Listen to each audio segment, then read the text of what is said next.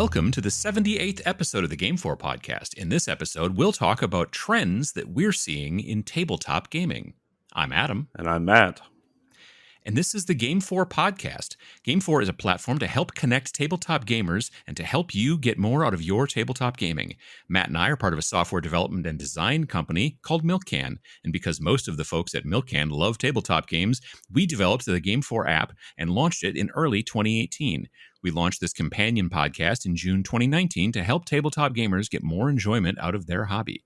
Due to the COVID-19 global pandemic, we hibernated the GameFor app in July of 2020 and plan to bring it back, retooled version of the app for in Android, iOS, and web when gaming in person is safer. Until then, we'll keep bringing you this podcast to help you get more out of your tabletop gaming.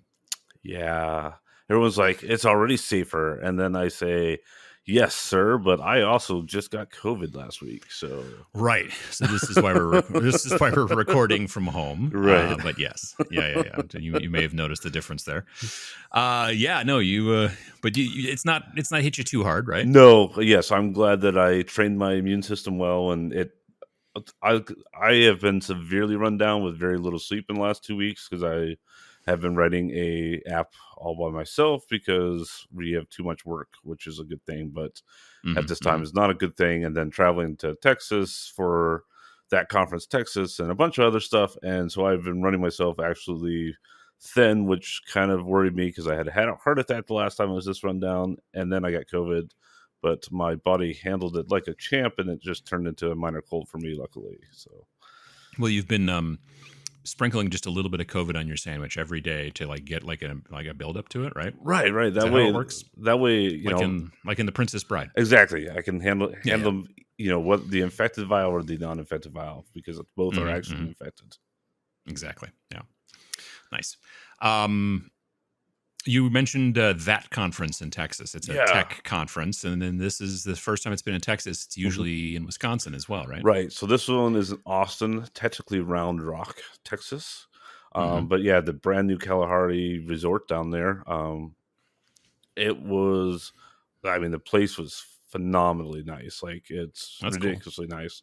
You know, not that the one in Dells is shabby, but like, this one, it's nice too. I've been that one. Yeah, this one is. You could just tell that they learned some stuff with it. Like, it's got a better layout, I think, with how everything's kind of situated. It doesn't seem like you're walking, you know, across half of those dells to get to places, but right. Yeah, it's got some pretty neat stuff in it. But yeah, they had their first game night there. It was the first night I was there, so I helped run that. In fact, brought a bunch of games down in a suitcase. Because we just ran out of ways to ship it down the game library. So, came with me in a suitcase, which was awesome. I mean, obviously not the entire library, but you brought some stuff. Yeah, I actually brought some of my games and some of friends' games instead of bringing our normal game library that we bring.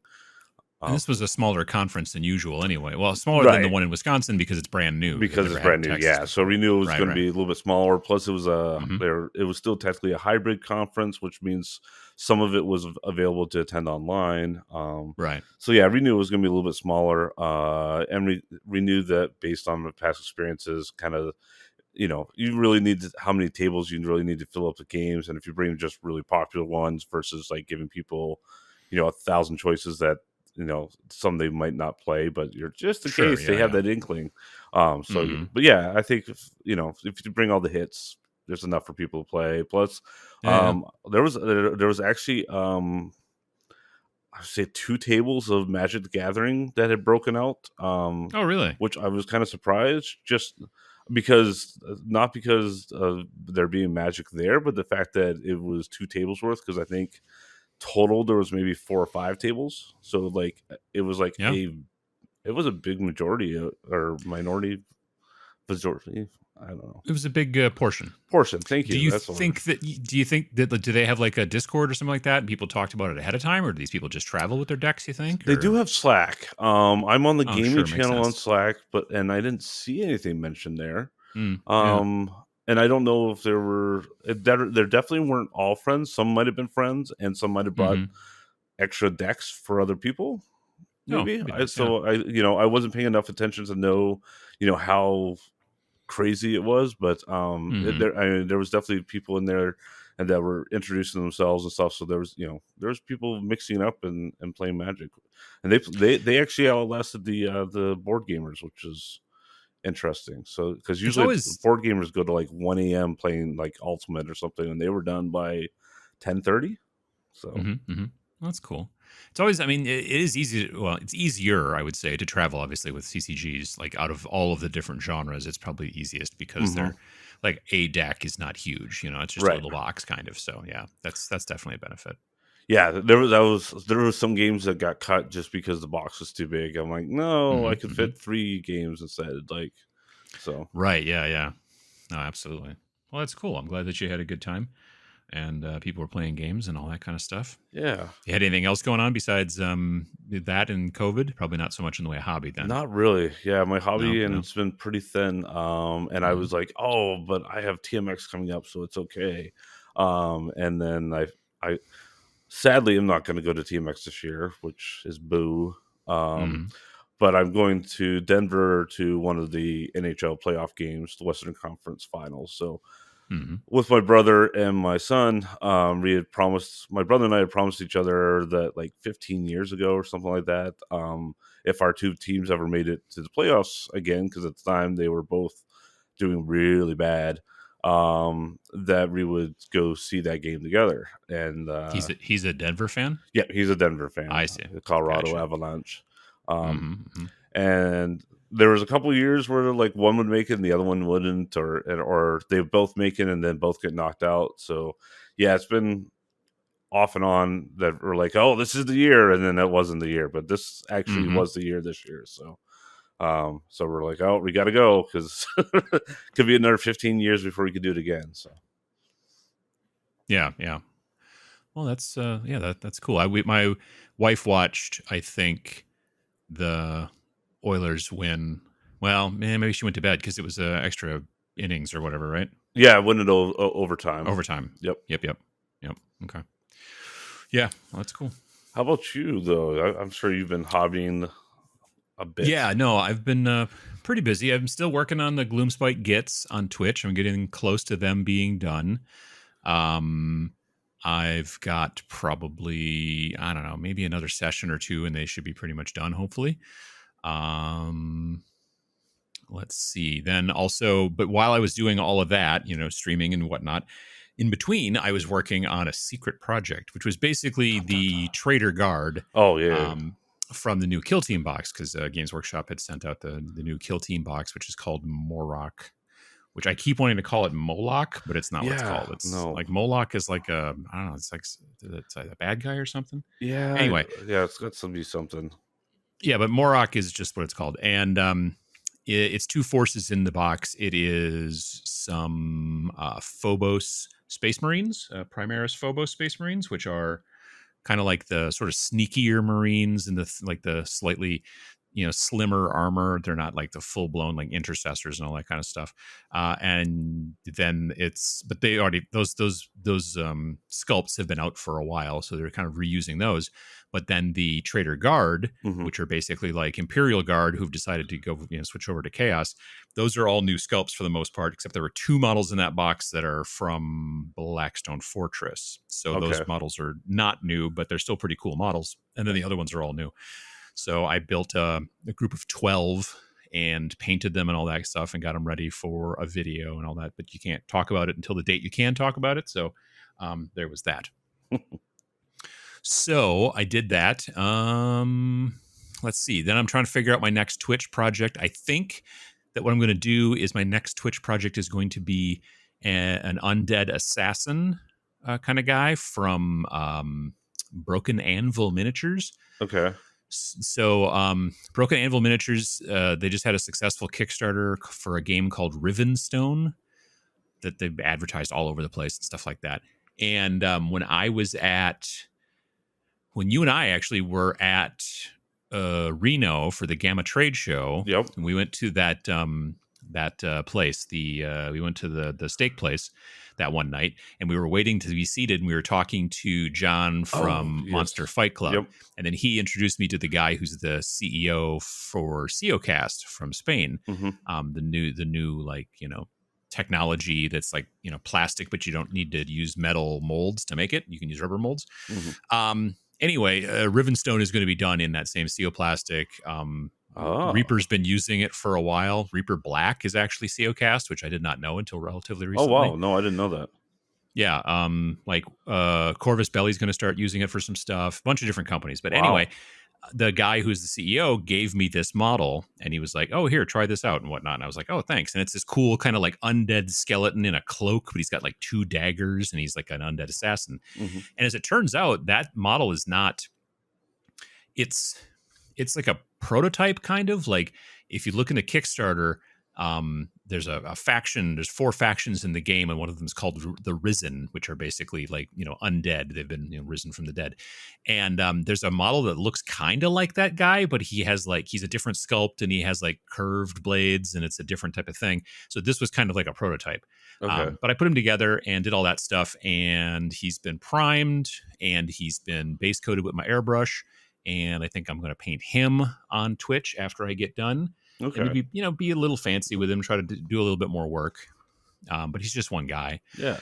Then I think I'm probably going to move into those vampires and skeletons, which are from Warhammer Underworld, the Crimson Court and the Sepulchral Guard. I've taken those 2 lists together to make a Soulblight Gravelords list for Warcry, and I'll be working on them probably next. And then after that, Space Hulk, which I'm still thinking about doing sometime this summer, maybe into the fall. It's gonna be a lot of models. I mean, it's I don't know, 30, almost 40 models, I think. Wow, It's like you might use up all your handles. Yeah, well, yeah, I would actually. I'd have to segment it. I think I only have about 20 handles. Slacker. But yeah, I know. So the Space Hulk could be a thing, and then I don't know. I still have those like 17 corn guys that I should figure out what I'm going to do with. They're all built and textured, but they're not primed. So I just didn't want to hop into them right away because there's so much trim and little filigree on all those corn dudes. Yeah, there's a lot of flash too, right? Yeah, on some of them. Some of them are like shirtless guys, and other guys have got a lot more armor. So it's either a bunch of skin tone, or else it's a bunch of lots and lots and lots of like armor trim and stuff. So. Or a little bit of both.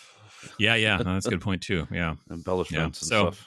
It'll be what it'll be when I get to it, but we'll see.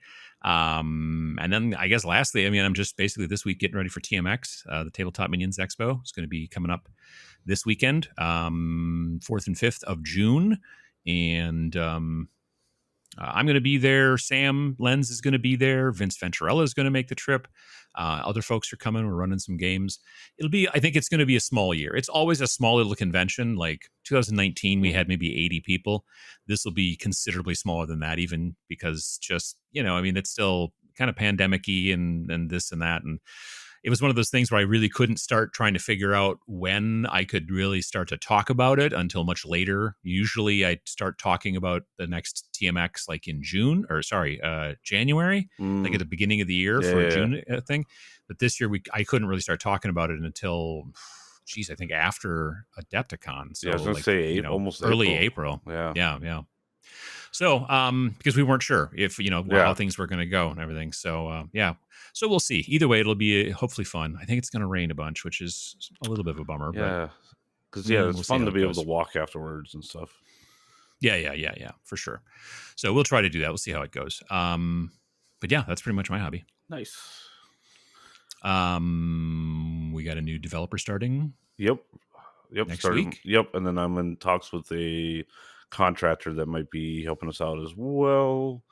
So yeah, he's a big app guy. So yeah. So nice. We got some. Well, I'd like to say we have capacity, but we're also all kind of burnt out right now. So we're getting there. We're moving forward. We got to keep the COVID at bay. Yeah. I'm still wearing my mask when I go to the grocery store and other kind of bigger stores and stuff like that. Yeah, I was totally playing roulette, so it was just a matter of time. Although I'm pretty sure I got it at my brother's wedding, and it was not in a place where like I was actually pretty good about wearing masks and stuff there. So I Mhm. think it was one of those like it just was inevitable at some point because of the amount of traveling I was doing. Something was going to catch. So, Yeah. Yeah, but that's true. You have been traveling a lot. That's but true. but at least I was prepared. So Yeah. You were in Florida, right? for his wedding was Florida. Yep, See? Oh, there you go. and Right there. Tampa. Yep. Mhm. Yeah, because we almost went to a Lightning game while we were down there. Oh, that's right. Yeah. Um, so today's podcast, we're going to talk about trends in tabletop gaming. There are a lot of different uh, things don't really stay the same all the time. You know, hobbies change over time. If you look at, and I'm not talking about just tabletop gaming, but all kinds of different hobbies. You look at a hobby, you know, and say, well, this is the way that people used to fish back in the 50s, and now this is the way they fish today, you know, or this is the way that people used to, I don't know, golf, you know. I mean, and a lot of it is due to technology, you know, especially with something like golfing. Like the clubs are different, the shoes are different, like the golf balls are different, you know, all that kind of stuff, which causes, I mean, from what I understand, and I don't know a lot about golf, but you know, it's longer drives, it's better putting, you know, that kind of stuff. Um, but it's also sometimes things like buyer preferences. You get people that just like, well, this just becomes a new kind of popular thing that you see, and it changes the way that this hobby may function or something like that. And that can also really be a new trend where, you know, all of a sudden, yeah, we people don't like to do it this way anymore. They kind of prefer it this way for whatever reason, and it could be a lot of, you know, socio and economical things. And the economy can also become a big thing in trends as well. There's times when either prices get too high for the people who are interested in the hobby and they're like, we're not going to do it like that anymore, or, you know, there's can be a lot of different things. Global supply chain, which we've also, you know, discovered recently. So Mm-hmm. there's quite a bit of that as well. But we wanted to talk about the trends that we're seeing lately in tabletop gaming, and we wanted to talk about the 4 different genres that we always refer to, which is board gaming, role-playing games, miniature war games, and collectible card games. And we've got a bunch of different things that we've kind of some notes that we've made, and we're going to kind of talk about those things. And then you know, I think towards the, you know, once you've done listening to this, or you can even pause it now if you're interested in, you know, making a comment on the YouTube channel if you're listening over there, or if you want to shoot us an email or whatever. But yeah, absolutely, about maybe trends that you've been seeing, stuff that we maybe missed. I mean, if you probably want to listen to the ones we say so that you don't tell us something we already said, and then we, you know, because anyway, you know what I'm saying. Um, Board gaming. What kind of trends have we seen in board gaming? I think you mentioned one when we were talking earlier. Mm-hmm. Yeah, so we talked Hmm. about this a number of times as using plastic miniatures instead of wooden meeples. Like when I first got, into kind of the newest board games and, more of your hobby board games, I guess, if that's a better way of phrasing them. Hmm. Hmm. It was all about the meeples. Everything was a meeple to represent people, or in cubes and stuff like that. It was very abstract. You had to, Little wooden things a lot. Yeah. right? Yeah, it was always wooden things. Like it was like, it's a big to do. When like also instead of a red cube, it was actually like a red trash can type thing. Um, but then I would say in the last 5 years, the trend has really gone to miniatures. Plastic miniatures with everything. I think like Cool Mini was probably the Simon, Yeah. whatever you want to call them at this point. Cool Mini or not, definitely like a lot of games came out from them within the last 5 years that have been board games that came with tons and tons of miniatures. Blood Rage, Hate. Did they do Scythe? They didn't do Scythe, They did didn't do they? Scythe, but yeah, Scythe was No. another But one, Scythe is another big one. Yeah. and then Imperial Assault was another one, but that was Fantasy Flight, I believe, still at the Yeah, that time. was, yeah, I think that was Fantasy Flight. I honestly, that game I kind of almost think of as like a little bit of a gateway game, because it does, Yeah, same with like Zombicide. Zombicide is also, in my opinion, like a gateway game where right. it's almost kind of like a miniatures game, so it makes sense to have miniatures in it. Whereas some of these other games, like it's just like you get this cool looking miniature, but it's just like, well, this shows that I'm holding France or whatever. You know what I mean? Like it's not about like what's the range from here to here or am I in cover or anything like that. It's more about just like this is a marker or this is basically a very fancy token, right? You know, to say that I'm this is an area that I'm controlling or something like that. Mm-hmm. Yeah. But yeah, we've been seeing that whole kind of thing a lot. I made a video about it actually a couple of years back about it, just like what, you know, and I don't know. Do you think, let me tell you what I think, and you let me know Okay. if you think that I'm right or not. I think it has a lot to do with Kickstarter and presentation. Yes, So absolutely. Yeah. when you could buy this game that's a cool board game and it has a bunch of like little, you know, cardboard chips and this and that and the other thing, and that'll be fine. Or you could buy like, you know, this game that's got all these cool plastic miniatures, and then you get that, and then now you're like, huh, now what am I gonna do with all these miniatures? Am I gonna paint them? Yeah. You know, I've done a bunch of different like streams and things like that over the course of the pandemic, talking to people, you know, at board gaming conventions who were like, and I'm like, hey, this is how you paint these all these miniatures you got in all your board games now. You know, here's some Right. quick and Yeah. Like simple all of Renegade solutions. Games has their bunch of their minis now and stuff too. Yeah. Mm-hmm. Oh yeah, for like the what's his name, Power Rangers and Power such. Rangers and now GI Joe and yep. Oh yeah, that's right. Yeah.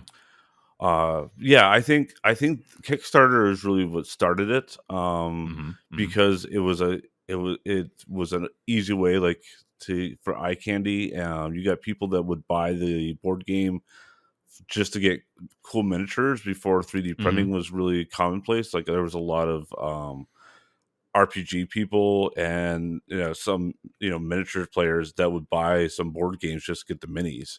They didn't care about the game.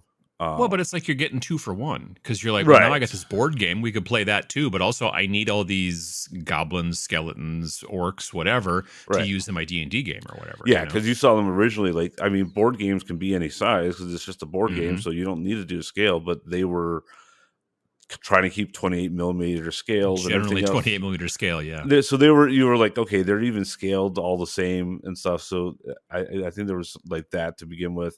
And Mm-hmm. then yeah, as soon as that ball started rolling, then you started seeing everyone. I was like, well, yeah, for mine to be successful, I've got to do this as well to give the presentation. And then I think if I had to guess, I Mm-hmm. would think that the trend in the industry is also going, hey, if we put a bunch of miniatures in the game, we can now sell, instead of $40 for a board game, we can Right. sell it for $100 a board game because we added $20 of plastic.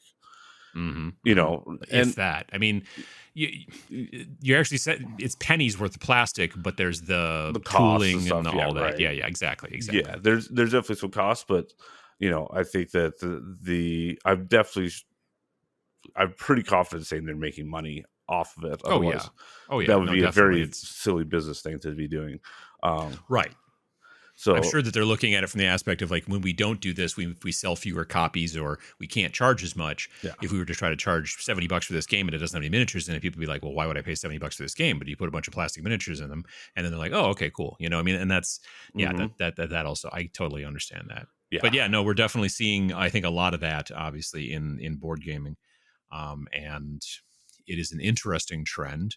I've talked to plenty of folks who are into board gaming who are like, I've got more miniatures than I know what to do with now, especially through Kickstarter, because then they get a lot of stretch goals and all that jazz. yeah. You know, they, what's the one, Marvel United, with the kind of weird sort of chibi sort of like Marvel heroes and such like hmm that, and Marvel villains.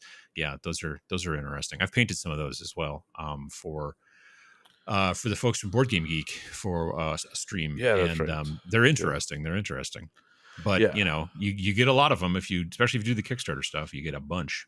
yeah. When I first started getting them, I'm like, oh yeah, I'm gonna have to start painting these, and then it was like, there's no way I can paint all my board game pieces. Like, Right? it's Yeah, insane. you don't have that kind of time. No one, almost very few people do, as it turns out. Well, it's like I could paint a 2,000 point army, or I can paint a board game box because it's about the Hmm. same amount of miniatures. It seems at Depending this on the game, point. yeah, for sure, for sure. Yeah, no, I agree. I think another trend that we're starting to see as well in board gaming is more and more like companion apps, is what we like to call them, Hmm but kind of digital stuff that's attached to it. So, like we did a companion app for the Cuphead fast rolling dice game Mm-hmm. from is it the Op or the OP? I can never remember. I always call it the op, but Okay, I think it might be because but I might it be used to be. old and Yeah, they used to be USAopoly was the name of the company, and they've changed it to, I think it's the Op. And but yeah, so they made they licensed the Cuphead video game, and they made this fast rolling dice game, and they reached out to us, and we made an app for them, which has got the timer and a bunch of sounds, and it looks like the game and all that kind of score stuff and tracking, whatnot. social Score sharing. tracking at the end, all that jazz. Yep. And so that's very cool, and it's like a free app that you can download. It's not something you need to play the game. It's just like it's a companion app. It's not something required. Right. But we're starting to see some games too where you're like, well, you kind of need this, but most of them, if they're smart, are like, yeah, you can do it without this, but it's just it makes adds it nicer, to the game. right? It makes it nicer. Yeah. Yeah, Absolutely. and I would rather download an app than to use the little sand inside a plastic tube that sticks for a timer. Oh, sure. Yeah. That never Yeah. worked properly, and people would Mhm. argue whether or not it was actually drained out or not. Yeah. Right. Yeah. But we're starting to see also, like, you picked up Dark Tower Returns, right? Is that what it's Right. called? Dark Tower Returns? Return to Dark Tower. Yep. Return to Dark Tower. And that also, that kind of, doesn't that require the app Yeah, to work because the tower has to do its thing and all that jazz? Right. Yep. Yep. Mhm. Yeah. In fact, And that's a board game for sure. The expansion even has different colored skulls and stuff too. So. Mm-hmm. But it is designed to work with some sort of app, whether it's on your phone or your tablet or whatever. Right. And you're starting to see a little bit more of that. But like I said, the question is it something that we're just going to have as a nice little add-on that helps and makes things more convenient, or is it a requirement? And then, then the question becomes, well, 15 years down the road, you want to play this board game, is that app still available? That kind of thing. And right. Or it's hard to say. Do you keep an old iPhone inside the box so you can play it? Right. Yeah. Charge it up before you play. Yeah, that's not a bad idea either, I suppose. So yeah, it's interesting, and you're seeing more of that kind of companion, like the digitalization to some degree of kind of board games. I mean, I know there's a Gloomhaven video game on Steam. I keep meaning to take a look at it, but I think it's in my wish list or whatever. But yeah, there's like a PC version of it. It's like turn based and the whole deal, all that kind of stuff. Virtual tabletop. That's fairly big. There's the company out of, now I'm going to forget where they're out of, Sweden maybe. I think Sweden has it's not a tutorial and it's not a rules book, but it basically teaches you how to play the game. But it's an interactive guide, I think, is the terminology they settled on. It's a company called Dized, Dized, and Dized. They do kind of like interactive tutorials, sort of, kind of, or whatever, to teach you how to play the game, and even like I think how to put it all back together again and put it back in the box. And right, and it it even customizes itself. So like per player, you'd be like, oh, there's 4 of us, so then the rules are like, okay, for the 4 players, here's how to do it, and here's how to move your turns and stuff. And like he said, like, there's some games where it's like, oh, I haven't played this game in 2 years, so I've got to pull the rule book out. Like, you could just pull that up real quick and run into, you go, oh yeah, okay, I remember how to do this, and then you put it back away if you want. So yeah, we're seeing a lot of that kind of digital stuff going on there. Within the tabletop. I mean, we're all walking around with phones all the time, so I see the benefit to some degree, specifically with a companion app. I personally am a fan of, like, I can still play this without it, but yeah. I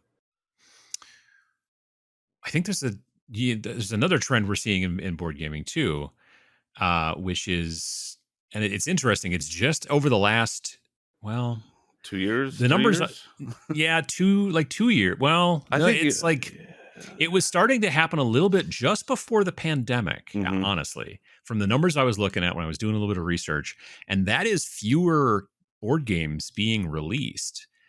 Yeah, not a lot, but the number is not increasing as much as it was. It used to be like we would joke about how, like, oh yeah, this year 17,000 different board games were released, and the number was actually quite large. It wasn't it was insane, but it was quite large. Yeah, that song from Rent was pretty much written about board games coming out. That's a big long number. 536,200 something like board that. games were released in the last minute.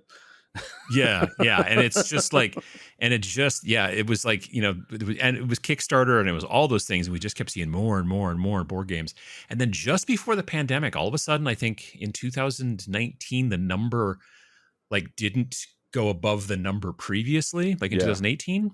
I saw one report that showed that like I think it was between 2019 and 2020 that there were like 400 less board games that were produced that year, Which you're like, oh, that's published. not that much. You're like, that's more than one a game, one a day. That Yeah, less. yeah, yeah. And I think that, part of it, and this is again all pre-pandemic basically, but it was finally getting, I don't want to say like not glut sounds like a terrible word, but yeah, I mean like, you were getting to the point where it was a bit oversaturated, the market. Oh, it was And ridiculous. Like I felt like if I, went to sleep, I would like miss out on 5 new games that came out. And I yeah, was, yeah, absolutely. whereas now I'm like, okay, I feel like I'm like board gamers are starting to take a deep breath and like, I can finally try out some of these games I missed because there was so much coming out. Yeah, absolutely. And of course, now that we're, in the pandemic and whatnot, and the effects that it's having on the global supply chain and all that, we're also seeing those numbers, even because now people are looking at like, hey, I was going to publish this game and do a Kickstarter, but now a shipping container costs 5 times as much as it used to. And this costs more and that costs more. And I can't get this printed because they don't have material. And there's all kinds of issues. So there are a lot of people who are like, maybe now is not a good time to release a board game, you know what I mean? Right. And try to do a Kickstarter and all that kind of stuff. I think that when you are dealing with more digital type stuff, like if you're like, I'm going to make a PDF, like add on for open gaming license, role playing game or something like that. Yeah, now's a fine time to do it because stuff like that being digital, it's very easy to get it all over the globe and you don't have to wait for more pixels to show up from the manufacturer or whatever. You just, it's great.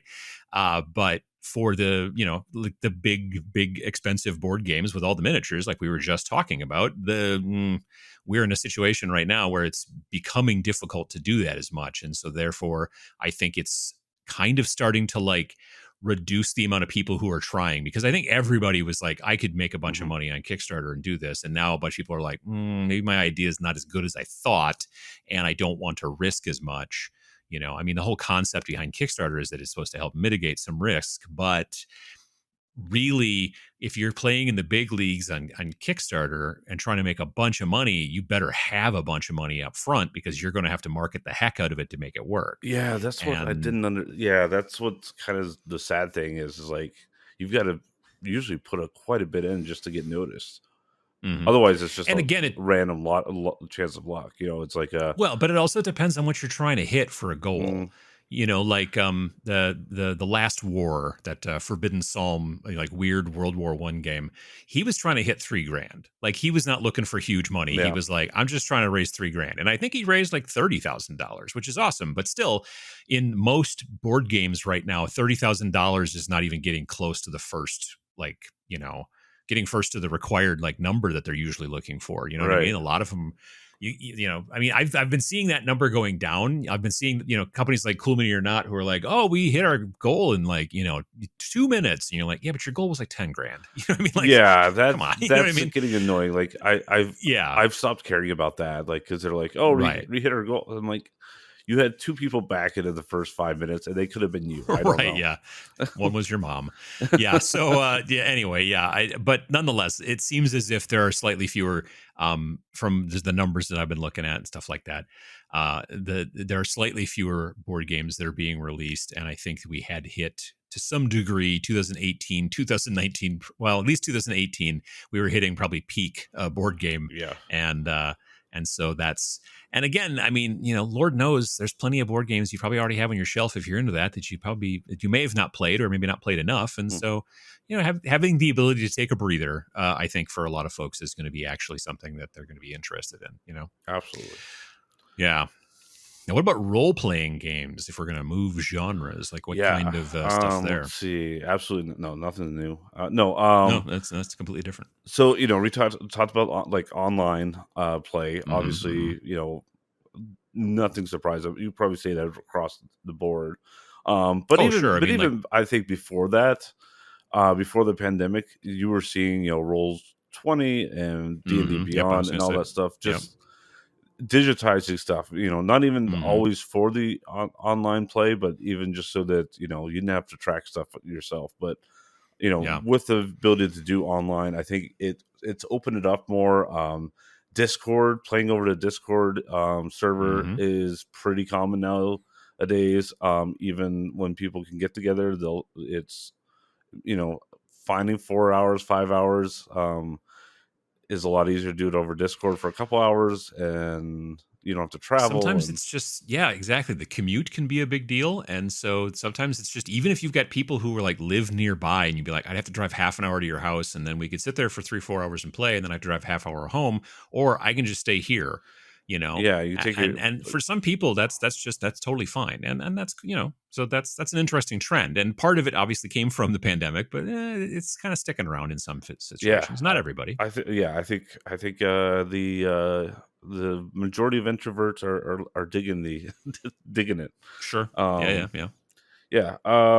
But yeah, so I think that trend's kind of there, but I don't. I think like the people that are playing together are getting more elaborate with like using miniatures and terrain and stuff for beforehand. I think it was pretty much okay to I would say 5-10 years ago, it was pretty much okay that everybody maybe had a token that represented themselves, and then Mm-hmm. a bunch of X's or or coins or poker chips on the table was more than enough. Now everybody, it seems like a lot more people are using like WizKid minis. Those, now that those are out. Mm-hmm. Reapers, obviously, the Bones. Just a lot of like the miniatures that are already like pre-built and pre-primed is nice too, Right. obviously, because then you can just, it helps you with a step. And then like what's the guy that makes the dungeon crawl stuff that had the Netflix special that I'm completely Oh, blanking on? Dwarven Forge. Dwarven Forge. So Dwarven Forge, when that first came, I was like, oh, that's really cool. And now like you could get the warlock tiles at like basically just about every friendly local game store. Mm-hmm. 3D printing, there's Dragonlock has one. There's a bunch of stuff on Kickstarters. There's Open Oh Lock, yeah. which is like supposedly like the open source version, which everybody can kind of build their own tiles and they all kind of work together. And so, Warlock is WizKids, right? yep, And those are like pre-painted kind of plastic. They're not as yeah, nice as the Dwarven Forge stuff, but they're also considerably cheaper, right? right, And then all the rest of that stuff that you're talking about is basically all 3D printed. yep. So people can 3D print as much of this stuff as they want, paint it and all that kind of stuff. And we've seen some pretty cool setups. I mean, I think. Yeah, it's stuff Yeah. that like I think my inner geek was just like, oh my gosh, I like 20 years ago I thought it was cool when I saw graph paper. Right. Yeah. Yeah. Yeah. Or that stuff where you can like the dry erase kind of like graph All paper right, stuff right, like yeah, Chessex, like, those oh things for yeah, like, yeah, yeah, that's what we used to use was the stuff, those mats from Chessex, and you draw on that. And maybe we would have dice for each of the monsters, because then you could like kind of keep the track the of their hit numbers, points and yeah, stuff. Yeah. Yeah. And all that jazz. Yeah. No, it was a whole thing. But nowadays, yeah, you're definitely seeing a lot more in the way of like the terrain, like the dungeon tiles and things like that, from a lot of different companies. You want to 3D print it, you save a bunch of money. You want to, not have to mess around with that and not have to even paint it. Warlock tiles are awesome. If you want really, really good stuff, then you're looking at Dwarven Forge and other companies out there as well. But yeah, there's a ton of that out there now. yeah. And it really makes the stuff, I think, more interesting. It really does. Oh yeah, and then and yeah, I think it's a little bit easier to like do some of the stuff. And you're seeing like your fifth edition D&D rules are they're starting to use more of the cover and lighting and all that stuff. To a Mhm, point where mhm. like now like your 3D tools like Roll20, the maps have 3D lighting so that the lighting is because it's So so then whether you can see that goblin or not because they right, might be in the shadows and stuff. Yeah. exactly, yeah. It's so Yeah. Yeah. yeah, some pretty awesome stuff coming out with that stuff. Mhm, mhm. What about I mean, because there's been lots of different types of subject matter for Hmm. RPGs. Like what's, as far as, is there any trends on like, because you've got, science fiction, you've got fantasy, you've got Right. steampunk, you got all kinds of different things out Yeah, there. I feel like fantasies finally come back to being cool again, or at least kind Mhm. of being okay to play. Like I feel I don't know if it was like Stranger Things or Yeah. D&D 5th edition or just a combination of those, but I feel like the fantasy genre has gotten a lot more love lately. Um, maybe also like the Lord of the Rings movies finally being done right has gotten like a whole nother generation kind of into the lore. Because it seemed like when I was first getting into D&D, it was kind of like everybody was kind of like, oh yeah, that's kind of cool, but if you want a really cool RPG, then you need to do something like, and that's when they start throwing, your Cthulhu stuff, or Call of Cthulhu, GURPS with all the different yeah, possibilities for source books and stuff like that. what's the BattleTech, what's the vampire one? Vampire the Masquerade. Yeah. Yeah, it was always it was like those are that's what everybody's really playing is the alternate stuff. And now Yeah. I feel like the elves and orcs and stuff like that has kind of come back to being the kind of the default that everybody's playing. Everyone's playing with dragons and stuff again. I'm sure that the when why can't I think of Game of Thrones was becoming fairly Oh, popular. sure. Like I'm sure that helped as well. Do you think that this is related to another trend in role playing games, which is to say, like the live play streams that people are doing, specifically, obviously, the biggest one out there, Critical Role? Like, because Critical Role is all fantasy. Do you think that that's made people happier about playing fantasy again? Or do you think that people started getting happier about playing fantasy and then that went from there? I could see that the fact that he was able to kind of make it seem new again. Hmm. I think that's definitely helped because I feel like everybody for a while there were just basically recreating the same party that they saw from the Dungeons and Dragons cartoon. It was like, Sure. Right. Yeah. Yeah. somebody's gonna be the wizard, somebody's gonna be the Yep. rogue, somebody's gonna be the Someone's gonna be the Cavalier. the paladin, Hmm. and the cleric, and then you're like, oh wait, they've got a really unique stuff. I think that it made it less normal for people to play just flat, boring Hmm. characters. Yeah. Yeah. Yeah. That people are like, oh, okay, you don't, because it used to be like for me, I always thought it was like you always only just had like the one guy. Like everyone's like, well, I'm an elf, I'm a dwarf, and then you had the one guy who's like, I'm a half kobold and tiefling sorcerer that's also, a ranger, and I took 1 point at bard because I have, the devil's fiddle in my back pocket. You're like, And also is a realtor. Like went through school and done the whole right, deal. That's nice right, too. You do some right, real estate sales. but right, but he didn't pass the bar, so he's not technically a No, lawyer, no, just a not devil's actually a advocate. lawyer. Right, right, right. Yeah, exactly. Like literally devil's advocate Yeah, because he right, knows a couple of devils. So right, works for them. Yeah, no, I mean it's interesting to see like the way that the live streams, and that kind of stuff, that live play thing has really like taken off, obviously within the last several years and everything, and how that's really affected things. And I think that's gotten people interested in doing more stuff as well. And I think that, yeah, again, it's a chicken and egg situation, whether they kind of moved into that stuff because fantasy was getting more popular again, or fantasy started getting popular again because Critical Role, etc., started doing more of it. right. Yeah, and then Yeah, there's probably some back and forth and yes ands going on there. sure. So Oh yeah, there was a lot of yes ands going on, I'm sure. yeah, Um, so miniature war games, that's the thing that I like. yeah. What's going on there? There are definitely some trends, which is interesting because there's always the joke about miniature war gamers only hate two things: change and the way things are right now. But as it turns out, there are trends and things that are happening in the industry and in the way people play and stuff like that. Okay. Um, I would say one of the biggest ones, honestly, is skirmish games. Yeah. 10, 15 years ago, it was just everything was a big army game. You played with, dozens of models per side, and Hmm. that's the way the games were played. And it's just because, well, that's what you did. It's a big army game and that kind of thing. No, And go ahead. yeah, and do you think that's kind of what maybe has helped grow war games? I feel like war games has been growing Yes, I pretty would good. absolutely say, yeah, I would definitely say that the ability to get into it's a cost of entry. a barrier of entry. Really, it's all about, do I need to be able to like paint 70, 80 models, or can I paint 10, you know what I mean, Mhm. and then be able to play, or even beyond painting, just build, like you're building Yeah. a lot of these models.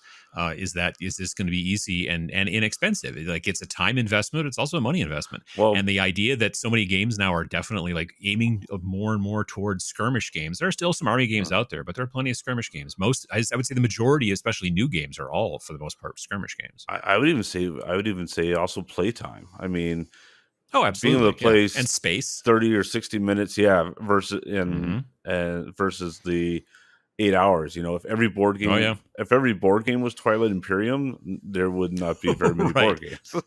Exactly. Yeah, no, definitely. It's a time thing. It's a space thing. You're very frequently playing on a 3x3 board or smaller. Whereas, like, normal, let's say Warhammer 40K, or back in the day, Warhammer Fantasy was Hmm. always played like on a 4x6 or 4x8.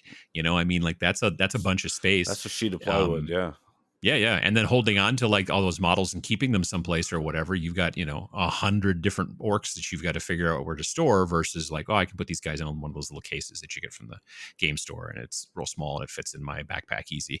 yeah. That kind of stuff. There's a definite benefit to that for people as well.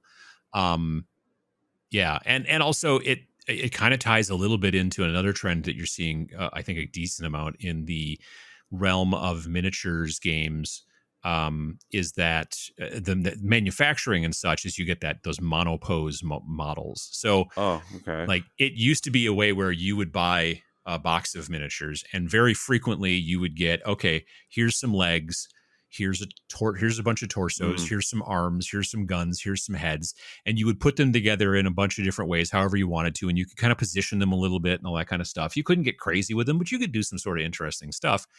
But they all kind of, at the end of the day, sort of look like a bunch of people like holding onto guns or whatever, or holding yeah. onto swords and shields. There wasn't a lot of, and then monopose models, they are designed to go together kind of one way, like they go to, but then they can be very dynamically posed. You see this in, certainly in, in some sections of the Games Workshop games, but you also see it in games like Infinity from Corvus Belli. You see it in Malifaux. Like, Malifaux is all about Mm, crazy, dynamic, plastic, like super great looking miniatures that are like in really crazy, super dynamic poses, doing stuff like literally like in action. Not right. everyone. Sometimes they're just standing there or whatever, but there's a lot of them. Like, I remember in the 10 Thunders, which is one of the factions in Malifaux, there's like a guy who's like jumping in midair, and he's holding onto like a bow staff, which he's like smashing down on the ground. And it's like there's planks, like it's like a boardwalk, and he's Yep. busting up the boardwalk and all that kind of stuff. But he's in midair, and he's only touching the base via the bow staff, which is Mm, smashing into the ground. So he's just like balanced, almost not balanced, but you know what I mean. Like, he's hovering. He looks like he's in action. He's got a definite pose. But that's not something you could be like, I think I'm going to repose that guy. Like, he goes together one way, and that's the thing he does. That's what monopose means. right. Some people don't like monopose because it gives you fewer options, Mm, because it's harder to like tweak and change. But in a situation like a skirmish game, again, something like Malifaux, it makes sense, because you've got like, well, you've got this guy who's the guy who's hitting the ground with a stick. You only have one of them. You don't have an army of them, and you need 6 of them. That would look right. weird. So when you have just one, we can make them look like really super interesting and unique, because we don't need to have a whole bunch of them. Right. Whereas in an army game, you need to have a bunch. So I think that this monopose thing that you're seeing is to some degree related to the skirmish rules and such, but it's also, I don't know. I think we're also seeing some of these models being made of more and more weird, tiny little pieces, because then they can get a flatter sprue profile and fit more sprues in the box, not Mm. have to have such a big box. There's plenty of models I've been building lately where I'm like, these 3 pieces could have been one piece, but then it would have made the sprue thicker, and then it wouldn't have fit in the box as well. But I got to do the work now, as opposed to the company doing the work of shipping thicker boxes, and that Right. sometimes that bothers me, but whatever. Um, 3D printing, something about that. That's obviously done Yeah. some work Oh, here and in the it's industry. yeah, and it's like every time I wake up in the morning, there's a new printer out that's doing even more detail. Hmm. Like the Saturn IIs now, they sent out the review copies. So that is the 8K version of the Hmm. Saturn. And yeah, the detail they're getting out of it is just ridiculous.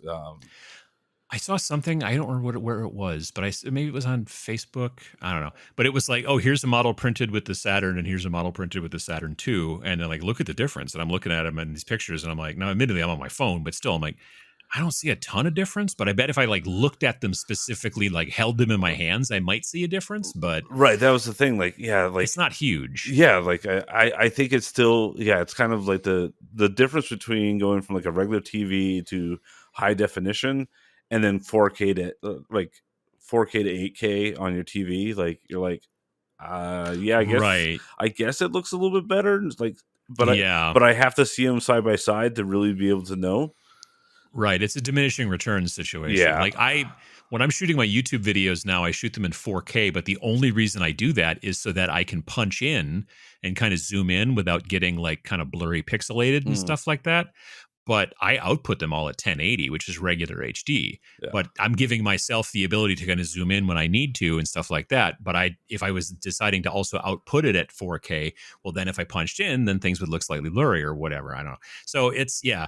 eh, I think it's really interesting, and obviously they're going to keep trying to move forward and keep trying to make the technology better. And the LCD panels are obviously getting minus any kind of global supply issues, they should be getting cheaper and cheaper and cheaper. Hmm. So that makes sense as well.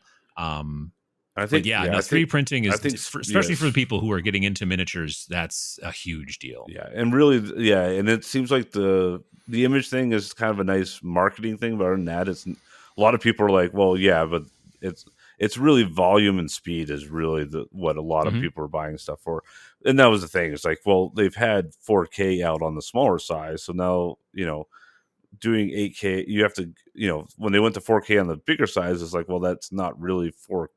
It's not the same difference because it's less pixels per inch, you know Right, exactly. Yeah, which is the thing that I really wish they would get. Kind of like printers, they finally got into like the DPI settings. Like right. that's really where there should be a number like that for 3D printing to show. Here's actually the resolution that it's printing at, Hmm. because otherwise it's all just marketing at this point of what the screen is. And so Right, because if you have a screen that's like incredibly small but is 8K versus a screen that's larger, I mean right, the pixels are not the same size because there's a certain right. number of pixels, and yeah, it's a whole thing. But the whole concept behind 3D printing in miniature games now has given people the ability to do a lot of stuff. I mean, you've got companies like One Page Rules, who are putting out games that are PDFs, so you can buy them and print them or keep them on your iPad or whatever the deal is. But you don't have to worry about shipping. You don't have to worry about storing a bunch of books. And then they're also like, hey, why don't you buy some of our STLs as well? Because then they'll go with our games, and then you could print those out. But you don't have to. You could use your own models or whatever. And so it's like it's a nearly completely digitally produced tabletop gaming company, you know what I mean? Except Right. they're not making video games or anything like that. They're just everything is just shipped via ones and zeros, which is really interesting. The 3D printing thing for people who paint miniatures and things like that has really become interesting because it's so much easier just to search and find stuff. Well, the thing that I really like, and that I've seen this that I get most of my orders about is the Hmm. fact that you can scale them Yep. at near perfect resolution, because Hmm. they're more vector based, so it's not getting pixelated and all that stuff. Because Right. how many times have you been at a hobby store or seen something cool in the catalog? And you're like, hey, that's an awesome model. But that's totally the wrong scale, so I can't use it in my game. Hmm. Hmm. Like there's some like really cool Flames of War tank stuff that I'm like, oh, that'd be awesome, but it's completely the wrong scale. Like if Yeah, it's like really tiny, like the size of a matchbox car, yeah, but you want it to be like a 28 millimeter scale to, right, that kind of thing. Yeah, right. yeah. Like, and if you think about I used to do a lot of like model train hobbying. You know, Hmm. like to be able to go like it doesn't matter what scale you're at, just make it for the size you need it, and but we're doing one model, so everybody has a chance to get this model. So it's Yeah, opened up yeah. that door a lot. I think that now people don't have to go, well, I don't want to play that game because it's a different scale. They'll be like, oh, okay, well, I can print slightly different, or Just tweak it. yep. Yeah, no, I agree. I think another thing that we're seeing, and this is also partially obviously involved with the pandemic to some degree, is solo and co-op play, specifically Mm, solo in miniatures. You're starting to see a lot of companies that are doing that.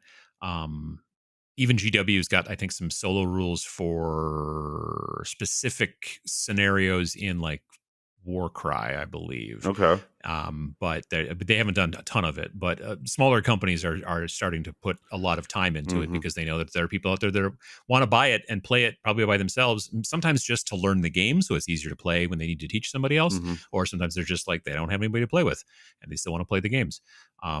I think it's a smart move. I mean, our next game, me and my friend Vince, our next game for our company is going to have solo and co-op built in right from the get go. So it just seems to make a lot of sense.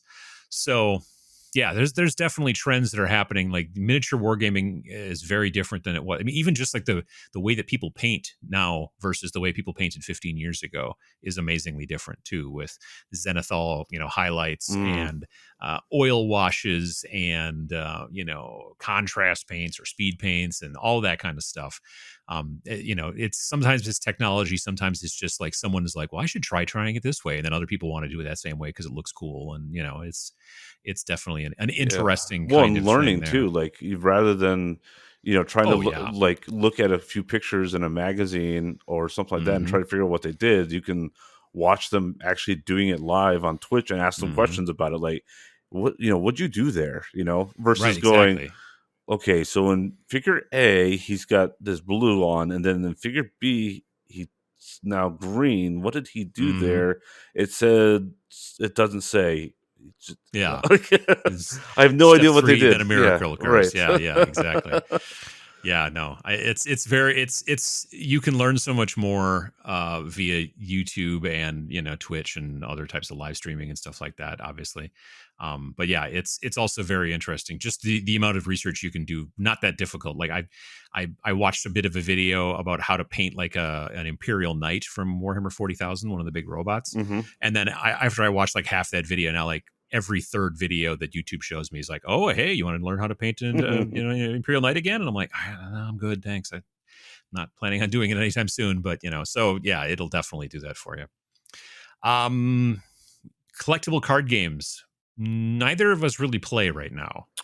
No. Have played in the past, Yep. but I've been seeing some trends. Specifically, one of them that I there's one that's kind of like, and there's one that's like, and then there's another one that's like, well, that's kind of the way it's going to go. The one that makes me a little nervous is you are starting to see some of the biggest of manufacturers starting to sell stuff direct to users and kind of making the end run around the game stores. Wizards of the Coast started selling fancy schmancy magic setups and stuff like that. They started selling that through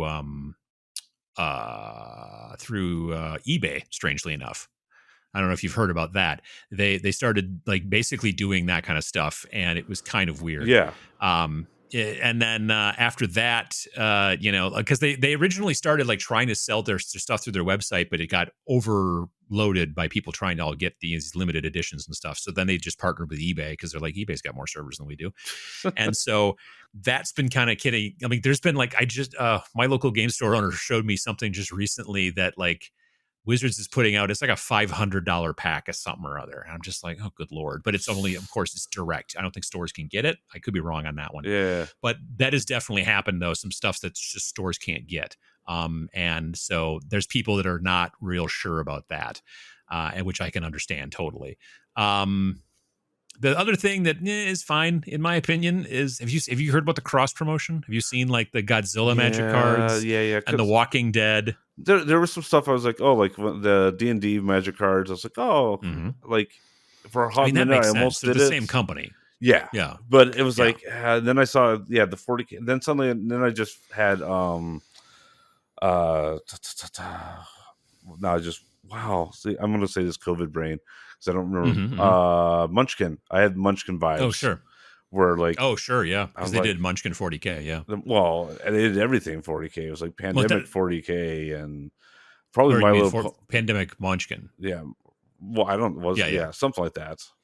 Yeah, they've thrown like every different possible My Little kind of Pony license Munchkin, at yeah. Munchkin. Yep, Conan the Barbarian Munchkin, Yep. Batman Munchkin. I've seen recently, but yeah, and that's Munchkin. They've been doing that for years. That's not weird. But like Godzilla Magic the Gathering or Warhammer 40K Magic the Gathering, that's pretty new and sort of odd. But you know, you could either just not buy them, or you know, if you think that that's cool, then you have that option. You know, that's not terrible, I guess, at the end of the day. Right. But it is interesting to see how they're doing that. Like I said, the D&D thing made sense to me because they're both Wizards of the Coast. It makes sense. But working with these other companies, like The Walking Dead, like that's not even a game, really. Well, neither's Godzilla. But it's kind of interesting. Yeah, I don't know. I mean, again, not having any skin in the game because I'm not really a collectible card game player. It doesn't bother me as much. The thing about the buying direct from manufacturer bit and cutting out the game stores, that does annoy me just as a person who thinks that game stores are important. But yeah. And then the last thing, which is I think is inevitable, is the digital CCGs, like your Magic the Gathering Arena, which got real popular obviously over the pandemic. But previous to that, you had Hearthstone and Ascension and a whole bunch of different ones out there. Yep. I don't think that's going away anytime soon. No. I know that there were a lot of store owners that were a little nervous about how much that Wizards of the Coast leaned into the MTG Arena, during the beginning of the pandemic, when they basically said, you guys can't run Friday Night Magic anymore. You can't run Friday Night Magic until further notice, which was a smart move. That made sense. Yeah. And then they just pushed everything into Arena, which from a business standpoint makes sense. But when you're working with partners who are the store owners, it makes it a little bit tougher. So, the stores can start doing Magic the Gathering now on Friday nights and all that kind of stuff and whatnot again. But, I mean, like they literally are allowed by Wizards, from what I understand. But still, I don't know. The video gamification of the collectible card game thing is a trend that, like I said, doesn't seem like one of those things you can put back in the box. You know what I mean? Right. And I think there are people out there who dig it because then they don't have to carry around all these cards and all that kind of stuff. But there's other people who are like, yeah, but I kind of like that action. So I don't know. I just know that it's again another thing that's cutting out the stores in that situation. Right. Yeah. Yeah, I'll be curious to see how that goes. But yeah. Yeah, same here, for sure. So yeah, I don't know. There's a lot of different trends that we see in tabletop gaming, and like I said towards the beginning, if you've got a trend that you've been noticing in tabletop gaming, let us know in the comments on the YouTube video or shoot us an email. That's fine as well. Thanks again for listening to this episode of the GameFor Podcast. If you've got questions or comments and you're watching on YouTube, please leave a comment below. If you're listening via your favorite podcast player or just aren't into the whole YouTube comment section thing, then you can feel free to reach out to us via email at podcast@iamgamefor.com. You can also keep up to date with us on Facebook, Instagram, and Twitter. And check out our website at www.iamgamefor.com. That is www.iamgamefor.com. Thanks.